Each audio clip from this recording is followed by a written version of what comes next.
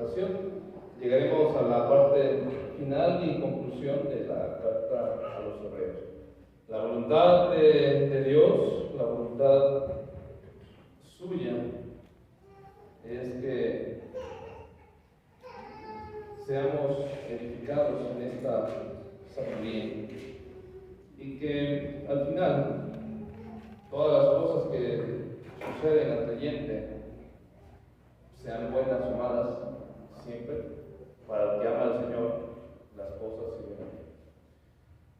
Vamos entonces a la carta a los Hebreos, capítulo 12. Vamos a abarcar 12 y 13. Ya hemos leído y visto en la mañana acerca de la fe que necesita el creyente en Cristo Jesús. Por todos los motivos expuestos, ¿quién es el Hijo? Y que por el motivo, sobre todo, que es el Hijo el que ahora nos ha hablado y que ahora nos habla a través de sus sagradas escrituras, sabiendo que Él es el motivo y sabiendo que Dios cumple su palabra, necesitamos mantener nuestra fe. Dijeron al Señor Jesús: Señor, aumenta nuestra fe. El Señor Jesús dijo: si tienen fe como un grano de mostaza, podremos ustedes decir a un monte: trasládate de aquí y echarlo al agua, y así sería. Nuestra fe necesita ser probada, y esa es parte del crecimiento propio del creyente. Capítulo 12. Por tanto, puesto que tenemos en derredor nuestra tan grande nube de testigos, despojémonos también de todo peso y del pecado que tan fácilmente nos envuelve, y corramos con paciencia la carrera que tenemos por delante, puestos los ojos en Jesús, el autor y consumador de la fe, quien por el gozo puesto delante de él soportó la cruz, menospreciando la vergüenza, y se ha sentado a la diestra del trono de Dios. Considerad pues a aquel que soportó tal hostilidad de los pecadores contra sí mismo, para que no os canséis ni os desaniméis en vuestro corazón, porque todavía en vuestra lucha con el pecado no habéis resistido hasta el punto de derramar sangre. Además, habéis olvidado de la exhortación que como a hijos se os dirige: hijo mío, no tengas en poco la disciplina del Señor, ni te desanimes al ser reprendido por Él, porque el Señor al que ama disciplina y azota a todo el que recibe por hijo. Es para vuestra corrección que sufrís.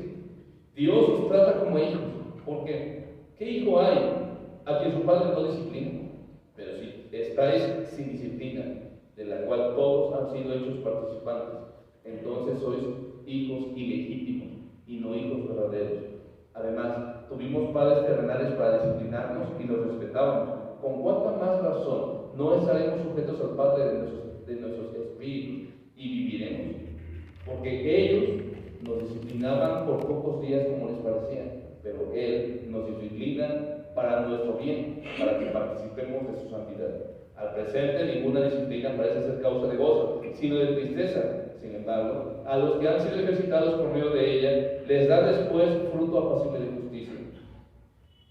Por tanto, fortaleced las manos débiles y las rodillas que flaquean, y haced sendas derechas para vuestros pies, para que la pierna coja no se descoyunte, sino que sane. Bien, ahí nada más. Entonces, por tanto, dice el escritor, puesto que tenemos nuestro tan grande nube de testigos, despojémonos de todo pecado y todo peso y todo pecado que nos asedia, que nos envuelve fácilmente, y corramos con paciencia la carrera que tenemos por delante. De esta exhortación de parte del escritor. Tenemos una carrera, dice. Entonces, como tal, necesitamos seguir avanzando hasta llegar al final, hasta llegar a la meta. Y dice también la instrucción que necesitamos despojar de todo peso y del pecado que nos asedia. Así como los corredores que compiten, como a manera que también el apóstol Pablo hace esta comparación, a manera de los competidores que van en una carrera, no llevan puesta encima una mochila cuando van a la competencia real, sino que van con el menor, incluso en la actualidad, hasta casi o prácticamente desnudo, con una ropa que es prácticamente su propia piel, a manera de que no agreguen ningún gramo más. Entonces, de esa manera es que podemos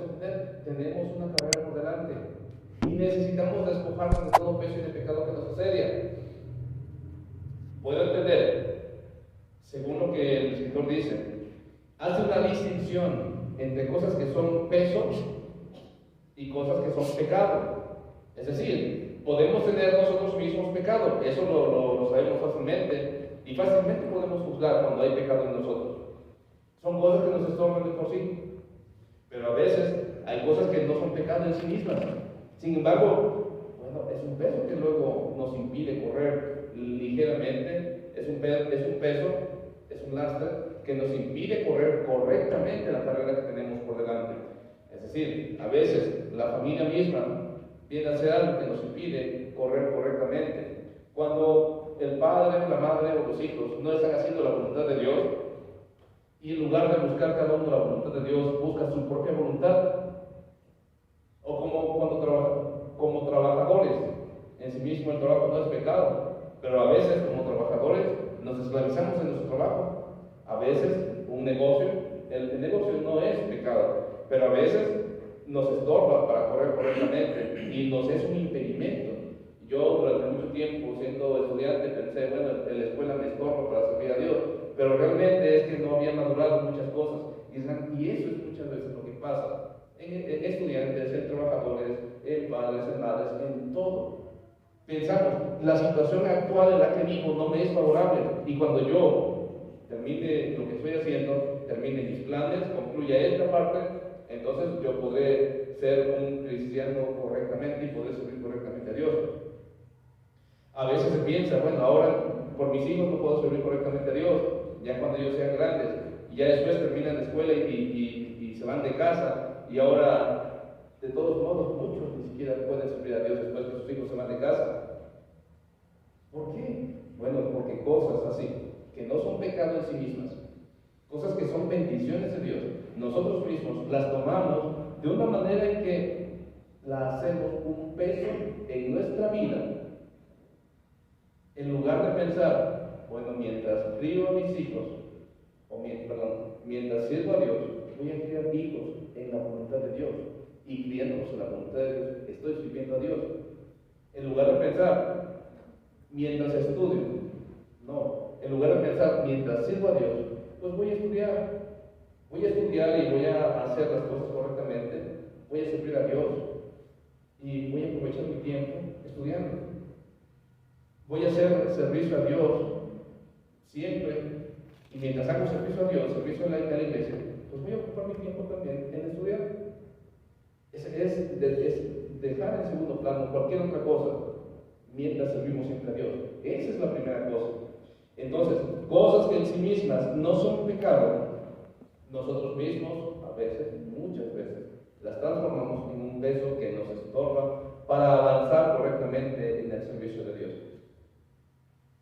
Y dice el escritor, puestos los ojos en Jesús, el autor y consumador de la fe. Ya antes nos ha dicho que Él es el autor y consumador de la fe. Ahora nos lo repite, puestos los ojos en Cristo Jesús.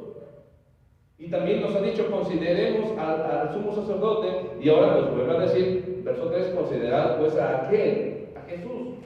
Necesitamos entonces echar siempre una vista, un vistazo, mirar fijamente a Jesús.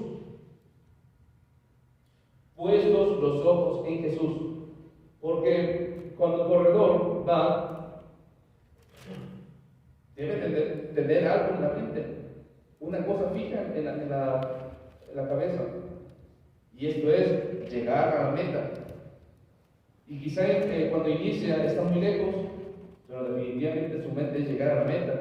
No, su mente es como si habrá quedado bien la comida, si necesita comprar otros muebles, o si necesita cuidar a sus hijos y guiarlos en los estudios. No, mientras está corriendo hacia la meta, está pensando en la meta, en Jesús. Mientras va corriendo, tienen que pasar muchas cosas, pero su meta es fija. Y así nosotros, nuestra meta es Jesús. Y muchas veces desviamos nuestra mirada de Jesús. Y por eso, al desviar nuestra mirada de Jesús, ponemos ahora la vista en cualquier otra cosa y nos desviamos. Y luego decimos y pensamos, pero no único consumador de la fe. Y es algo contradictorio lo que él escribe en ese verso 2, pues dice que por el gozo puesto delante de soportó la cruz. Había gozo en la cruz. Había gozo en la cruz. Si vemos correctamente en las Escrituras, Jesús no estaba viendo. Jesús no estaba sonriendo. Pero definitivamente Jesús no estaba pensando solo en sí mismo, en la cruz. Y tenemos los 7 dichos en la cruz, en los que cada uno de estos dichos no le involucran a Él, sino que Él se fija en las personas ignorantes. Señor Dios, perdónalo porque no saben lo que hacen. Él se fija en su madre, mujer, he ahí tu hijo, hijo, he ahí tu madre. Él se fija en los que están colgados. Yo te digo que hoy estarás conmigo en el paraíso. Entonces, en cada uno de esos dichos nos demuestra quién es Jesús. Él no está riéndose, Él no está disfrutando, qué buena vista. Pero el escritor dice: puestos los ojos en Jesús, el autor y consumador de la fe, el cual por el gozo puesto delante de él sufrió la cruz. Es gozo, pero sufrió. Es un gozo sufriente. Es muy extraño. Y es justamente eso lo que el Señor Jesús nos llama a nosotros como creyentes, como cristianos. Necesitamos estar gozosos mientras servimos a Dios. Y muchas veces, mientras sufrimos aflicciones, necesitamos estar gozosos. ¿Cómo? Bueno, debemos ver a Jesús soportando con paciencia, porque solamente Él está viendo, o Él ha fijado su meta en el fin de todas las cosas, el gozo puesto delante de la cruz, menospreciando lo propio, y se sentó a la diestra del trono.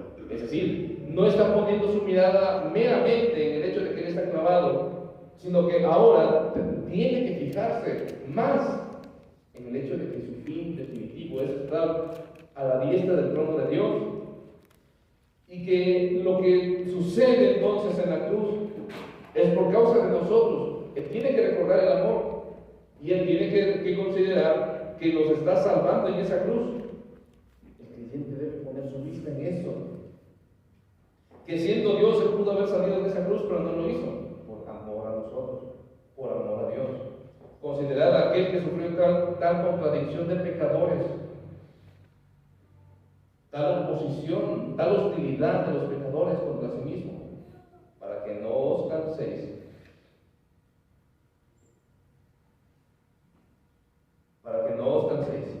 ni os desaniméis en vuestro corazón. Y es que la iglesia a la que va a dirigir esta carta tiene esa condición, y lo seguimos viendo. Ellos están cansados, ellos dicen: ya no podemos más. ¿Y cuántas veces cuando viene un sufrimiento tras otro no decimos: bueno, es que ya no puedo más? Y cuando son hermanos, cuando viene alguna hostilidad, ya no quieren soportarlo. Esa es la condición. El escritor está diciendo entonces que debemos de considerar que Él mismo sufrió para que nuestro ánimo no se canse, para que no nos cansemos, para que no desmayemos. Y dicen: porque aún no habéis soportado hasta el final.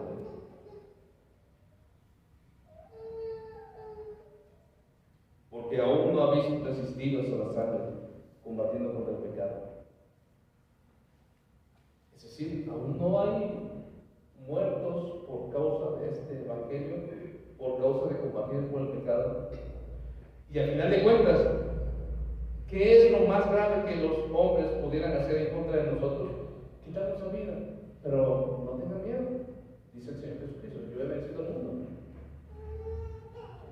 Entonces, eso es lo que nos queda: fijar nuestra vista en Jesús, el autor y consumador de la fe, para que no desmayemos. Porque aunque venga tal sufrimiento que nos llevará a la misma muerte, el Señor ha vencido la muerte. Y después nos habla acerca de que, bueno, si ustedes como creyentes, como hijos de Dios, porque ahora son hijos de Dios, si como hijos de Dios ustedes sufren, consideren esto como parte de la disciplina de Dios hacia ustedes, porque son hijos amados. Porque ¿qué hijo es aquel a quien el padre no disciplina. Bueno, si sus padres los dejaron sin disciplina, dice el escritor, entonces es que eran hijos ilegítimos. Pero si fueron disciplinados, entonces es que son hijos verdaderos. El Señor Jesús tiene en mente una correcta disciplina. Quiten ustedes de su mente una disciplina abusiva, como muchos seguramente habrán recibido. El Señor Jesús tiene en mente una disciplina correcta. Que toma por hijo. Así que si nosotros, por causa del Evangelio, sufrimos, consideremos ese sufrimiento como parte también de la disciplina de parte de Dios. Y entonces, si sufrimos por causa del Evangelio, considerémonos hijos amados, consideremos hijos que estamos siendo disciplinados.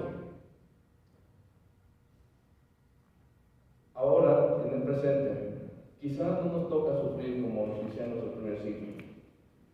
En el presente quizás nos ha tocado sufrir por causa propia de la debilidad humana, por nuestra propia debilidad, por las enfermedades, por accidentes, por cosas propias de la humanidad.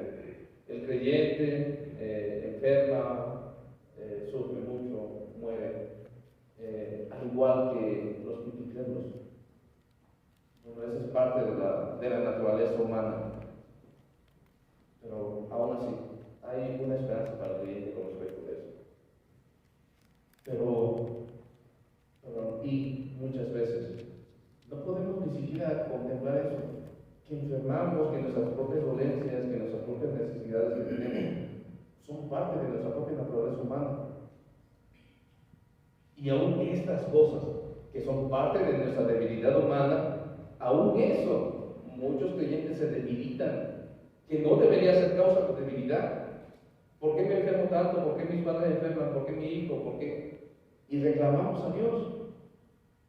Bueno, no es parte de la disciplina, definitivamente Dios, definitivamente no es parte de la disciplina que el Escritor está diciendo, de la disciplina que Él está diciendo. Es las cosas que vienen por causa misma, directamente por el Evangelio. Difícilmente estamos sufriendo por causa del Evangelio. Quien sufre por causa del Evangelio necesita ver a Jesús. Quien sufre por causa de la propia debilidad humana, aún así tiene que seguir viendo a Jesús. Porque si tú te consideras aquí como cristiano y estás diciendo, ¿cómo sufro porque me enfermo? ¿O cómo sufro porque no tengo trabajo? ¿O cómo sufro por eso y por aquello? Bueno, considera, estás sufriendo aquí, siendo creyente, siendo hijo de Dios. Allá afuera sufrirás también, siendo incrédulo, estando en pecado, estando en condenación. La grande diferencia, es que aquí, aunque sufres por tus propias debilidades humanas, bueno, hay una esperanza al fin de todo, hay una esperanza en Cristo Jesús. El escritor está hablando de las cosas que sufrimos directamente por causa del propio Evangelio. Pero también hay sufrimiento que viene por la naturaleza humana. En todo caso y en cualquier caso, necesitamos considerar que Jesús es el autor y consumador de la fe y es a quien debemos nosotros ver. Sea cual sea nuestra condición, necesitamos ver a Jesús, al Hijo de Dios, y considerar cómo es que Él, sin necesidad de ser hombre, se hizo hombre, pero que por amor a Dios y por amor al mundo, se dio a sí mismo y sufrió tal contradicción de pecadores. No nos cansemos nosotros, no desmayemos nosotros. Cualquiera que sea la situación, necesitamos fortalecernos en Cristo Jesús. Si somos disciplinados por Dios, sintámonos contentos y alegres por ello. Verso 11. Al presente ninguna disciplina parece ser causa de gozo, sino de tristeza. Sin embargo, a los que han sido ejercitados por medio de ella, les da después fruto apacible de justicia.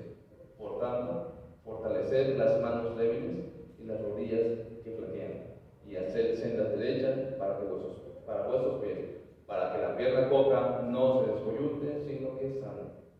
¿Qué queda para el creyente sufriendo? Permanecer y seguir adelante. No hay otra cosa, no hay más. Permanecer en Jesús, permanecer en Cristo.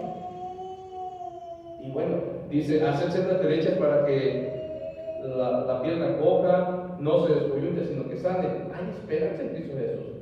Y eso es lo que necesitamos ver. Verso 14. Buscad la paz con todos y la santidad, sin la cual nadie verá al Señor. Son instrucciones ya, instrucciones finales. Buscad la paz con todos y la santidad, sin la cual nadie verá al Señor. Dos cosas también que son necesarias. Buscar la paz y la santidad. La paz para con todos habla de forma general. Y la santidad es el hecho de lo que Dios ha hecho por nosotros, sin la cual nadie verá al Señor. Necesitamos estar también convencidos de que Dios en Cristo Jesús nos ha santificado y necesitamos buscar cada día. Esa amargura brotando causa dificultades y por ella muchos sean contaminados. De que no haya ninguna persona inmoral ni profana como Esaú, que vendió su primogenitura por una comida. Porque sabéis que aún después, cuando quiso heredar la bendición, fue rechazado, pues no halló ocasión para el arrepentimiento, aunque lo buscó con lágrimas. Que nadie deje de alcanzar la gracia de Dios. Que no brote raíz de amargura. Y habla acerca del caso de Saúl. Recordemos que Saúl, al venir del campo, de la casa, él se sentía casi morir y le pide a su hermano Jacob que le dé de la comida que él está preparando, y él dice, sí, pero véndeme tu primogenitura. Y él dice, ¿de qué me sirve a mí la primogenitura si voy a morir? Y le da la comida, etc. y hacen ese intercambio.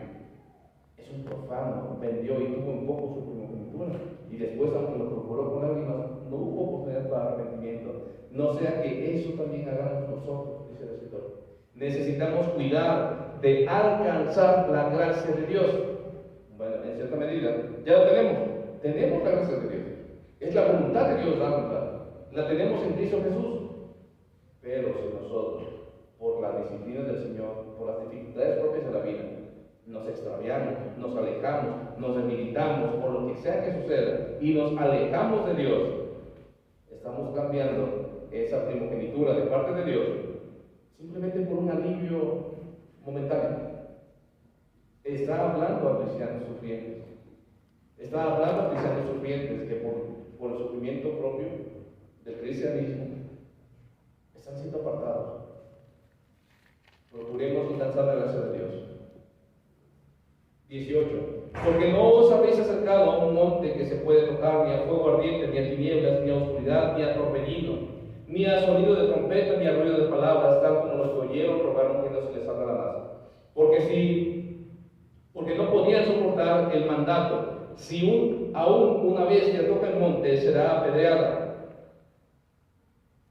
Tan terrible era el espectáculo que Moisés dijo: estoy aterrado y temblando.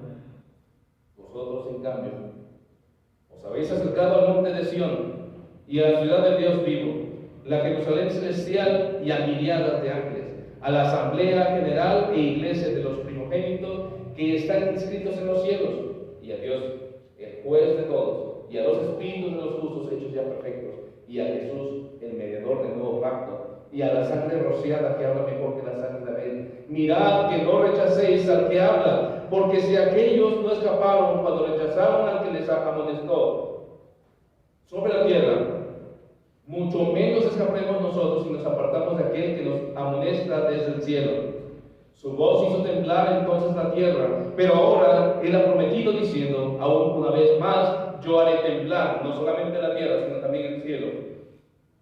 Y esa expresión, aún una vez más, indica la remoción de las cosas movibles, como las cosas creadas, a fin de que permanezcan las cosas que son inconmovibles. Por lo cual, puesto que recibiremos un reino que es inconmovible, demostremos gratitud, mediante la cual ofrezcamos a Dios un servicio aceptable con temor y reverencia, porque nuestro Dios es fuego consumido. Él quiere sellar esta parte diciendo esto, una gran amonestación. Él está todavía comparando al pueblo de Israel con el pueblo de Dios y la iglesia. ¿Cómo es que se acerca Moisés y el pueblo de Israel al monte Sinaí, donde ellos van a recibir la ley? Es algo terrible que aún Moisés dice: estoy aterrado. Estoy aterrado y temblando. Están delante del monte Sinaí. El monte Sinaí humeando, nubes oscuras, rayos, se escucha la voz como de truenos, se escucha algo horrible y se le da una instrucción: nadie puede tocar el monte, ni aun los animales pueden tocar el monte, porque cualquiera que se acerque y toque el monte será muerto. Entonces dijeron aquellos: Moisés, que no hable Dios con nosotros para que no muramos, sino que habla tú con él. Estaban espantados. Moisés estaba también aterrado. Sin embargo, Moisés sube al monte Sinaí y habla con Dios. Pero nosotros, dice, no nos hemos acercado a ello. Nos hemos acercado a la asamblea general de la iglesia de los primogénitos,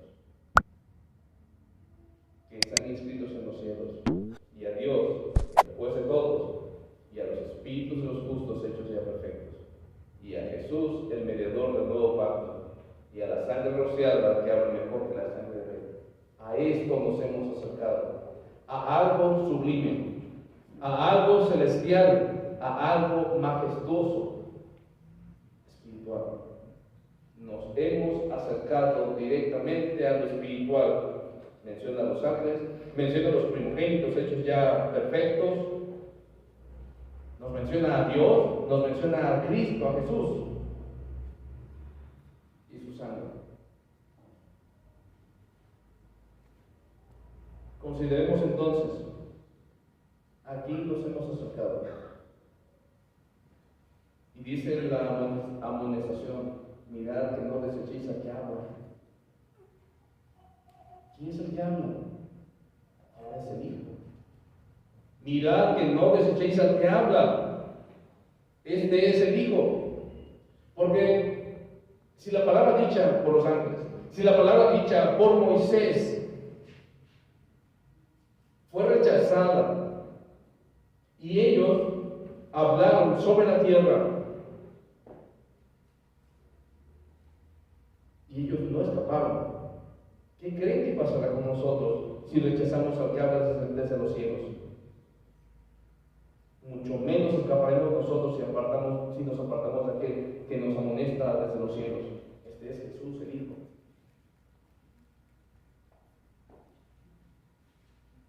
La palabra de los ángeles, la palabra de Moisés fue inquebrantable. Mucho menos inquebrantable será la voz del Hijo de Dios. Su voz hizo temblar entonces la tierra. Y él cita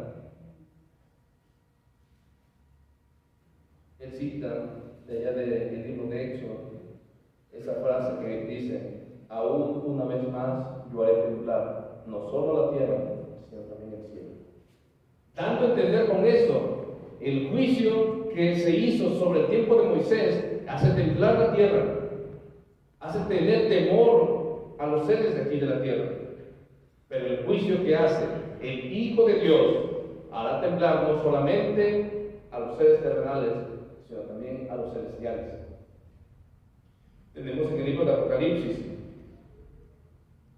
a esta mirada y mirada de ángeles. Tenemos a todos estos santos hechos ya perfectos, mostrados en Apocalipsis capítulo 4, capítulo 5 en adelante.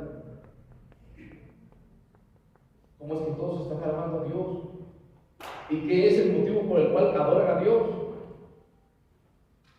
Por el hecho de haber dado su sangre. Ese es el motivo por el cual necesitamos nosotros entender, necesitamos entregarnos en todo a Dios, porque a su debido tiempo, aún los cielos mismos serán conmovidos, por lo cual necesitamos mostrar gratitud, mediante la cual ofrezcamos a Dios un servicio aceptable, con temor y reverencia. Es decir, nosotros no podemos dar un servicio que solamente sea a la ligera. Necesitamos ofrecer, por esa gratitud que debemos mostrar, por ese reino inconmovible que somos ahora herederos, debemos mostrar gratitud y por medio de ella necesitamos ofrecer sacrificios, necesitamos ofrecer un servicio aceptable con temor y reverencia a Dios. Porque, después de todo, nuestro Dios es fuego consumidor. Porque Dios no perdonará el pecado. Porque Dios no perdonará a ninguno que pisotea la sangre de su Hijo Jesús. Necesitamos entender que Dios es fuego consumidor. Un poco de temor es bueno. Capítulo 13, vamos allá. El amor fraternal es este amor apegado que nos acerca de forma sentimental y emocional a los demás. Permanezca el amor fraternal. Es bueno, es hermanable, somos hermanos. El amor fraternal debe permanecer. 2. No os olvidéis de mostrar hospitalidad, porque por ahí algunos sin saberlo se quedaron antes. Hospitalidad. Es bueno, es necesaria la hospitalidad. Acordaos de los presos, como si estuvierais presos con ellos, y de los maltratados, pues que también vosotros estáis en el pueblo. Yo creo que es muy fácil de entender esto. 4. Ser matrimonio honroso en todos. Y el hecho de matrimonial sin mancilla. Porque a los inmorales y a los adúlteros los juzgará Dios. Hay pecados que son ocultos. Hay pecados que son evidentes. Los pecados evidentes podemos juzgarlos, pero los pecados que son ocultos los juzgará Dios. Así que, ser matrimonio honroso en todos y el hecho sin mancilla. 5. Sea vuestro carácter sin avaricia, contentos con lo que tenéis, porque Él mismo ha dicho: nunca te dejaré ni te desampararé. Necesitamos confiar en Dios. De manera que decimos confiadamente: el Señor es mi ayudador, no temeré lo que me pueda hacer el hombre. Que podrá hacerme el hombre si Dios es nuestro ayudador? 7. Acordaos de vuestros guías. Creo que la versión de la Reina Valera dice: acordaos de vuestros pastores. Que os hablaron la palabra de Dios. Considerad cuál haya sido el resultado de su conducta e imitad su fe. Considerad, acordaos. Quizás lleva la misma connotación que el apóstol Pablo dice casi en cada una de sus cartas, cuando dice: tengan en consideración a cada uno de ellos, en el sentido de que necesitamos ser gratos y contribuir económicamente también a favor de ellos. Ustedes pueden leer cada una de las cartas del apóstol Pablo, y en cada una de ellas van a encontrar, casi cada una de ellas van a encontrar la necesidad de una gratitud, porque si ellos, quienes nos guían espiritualmente, nos dan lo espiritual, ¿qué demás hacemos si le compartimos a ellos las cosas materiales? Es el mismo hecho de las ofrendas en el caso de 2 de Corintios capítulo 8 y 9. En compartir para las necesidades económicas, para las necesidades físicas. Acordaos de vuestros guías, acordaos de vuestros pastores. Jesucristo es el mismo ayer y hoy y por los siglos. No os dejéis llevar por doctrinas diversas y extrañas, porque buena cosa es para el corazón el ser fortalecido con la gracia, no con alimentos, de los que no recibieron beneficio los que ellos se ocupaban. Nosotros tenemos un altar del cual no tienen derecho a participar del cual no tienen derecho a comer los que sirven al tabernáculo, porque los cuerpos de aquellos animales cuya sangre es llevada al santuario por el sumo sacerdote como ofrenda por el pecado son quemados fuera del campamento, por lo cual también Jesús, para santificar al pueblo mediante su propia sangre, padeció fuera de la puerta. Así pues, salgamos a él fuera del campamento llevando su oprobio, porque no tenemos aquí una ciudad permanente, sino que buscamos la que está por venir. Por tanto, ofrezcamos continuamente, mediante él, sacrificio de alabanza a Dios, es decir, el fruto de labios que confiesan su nombre. Y no os olvidéis de hacer el bien y de la ayuda mutua, porque de tales sacrificios se agrada a Dios. Obedeced a vuestros pastores y sujetaos a ellos, porque ellos velan por vuestras almas, como quienes han de dar cuenta. Permitidles que lo hagan con alegría y no quejándose, porque eso no sería provechoso para vosotros. Orad por nosotros, pues confiamos en que tenemos una buena conciencia, deseando conducirnos honradamente en todo. Y aún más, os exhorto a hacer esto, a fin de que yo os sea restituido muy pronto, y el Dios de paz que resucitó de entre los muertos a Jesús, nuestro Señor, el gran pastor de las ovejas, mediante la sangre del pacto eterno, os haga aptos en toda obra buena, para hacer su voluntad, obrando Él en nosotros lo que es agradable delante de Él, mediante Jesucristo, a quien sea la gloria por los siglos de los siglos. Amén. Os ruego, hermanos, que soportéis la palabra de exhortación, pues os he escrito brevemente. Sabed que nuestro hermano Timoteo ha sido puesto en libertad, con el cual, si viene pronto, os he de ver. Saludad a todos vuestros pastores y a todos los santos. Los de Italia os saludan. La gracia sea con todos vosotros. Porque necesitamos permanecer nosotros siempre activos. No podemos simplemente decir, bueno, estoy pasando por malos momentos, estoy pasando por una mala racha, y decir, bueno, pues ahora solamente me siento a esperar, ¿qué pasa? No. Están pasando por malos momentos, pero tienen que sujetarse a Dios. Están pasando por malos momentos, están sufriendo aflicciones, están sufriendo por la misma causa del Señor. Bueno, no puedo yo dejar de acordarme de ser hospitalario, no puedo yo dejar de acordarme de amar a mis hermanos, no puedo yo dejar, porque estoy pasando malos momentos, dejar de amar, ni dejar de ser hospitalario, ni tampoco debo olvidarme de mis guías, ni tampoco debo de olvidarme de sujetarme a los pastores, sujetarme a la voluntad de Dios. No puedo yo dejar a un lado el amor de Cristo. No puedo yo dejar de un lado la santificación que he recibido, porque Cristo Jesús fue sacrificado. Y a fin de cuentas, ¿qué nos queda? Si solamente servimos a Dios en las buenas, pero no en las malas, ¿qué gloria tiene eso? Necesitamos entender que la voluntad de Dios la vamos a hacer cual sea que sea nuestra condición. Y como el apóstol Pablo también nos exhorta, he aprendido a estar en escasez como también en abundancia. He aprendido a estar hambriento como también estar lleno. Necesitamos estar gozosos siempre. Es la parte que como cristianos nos corresponde. ¿Y qué es la misma? ¿Qué es el fin? La gloria a Dios. Que el sacrificio de Jesús sea válido en nosotros siempre. Que la santificación que Dios ha hecho en Cristo Jesús sea permanente y válido siempre. Que la sangre de Cristo Jesús, que está puesta sobre nosotros, sea glorificada y exaltada. Que el Espíritu Santo manifieste su obra en nosotros día con día, cualquiera que sea nuestra situación. Que el Padre de gloria y el Padre de majestad sea exaltado a través de nuestras vidas. Si es a través de la muerte, que sea Dios glorificado. Ese es el fin.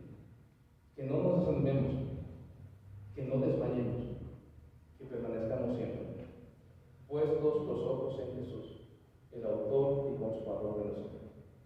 Gracias, hermanos, gracias por el tiempo que han prestado, que han dispuesto para recibir estas enseñanzas.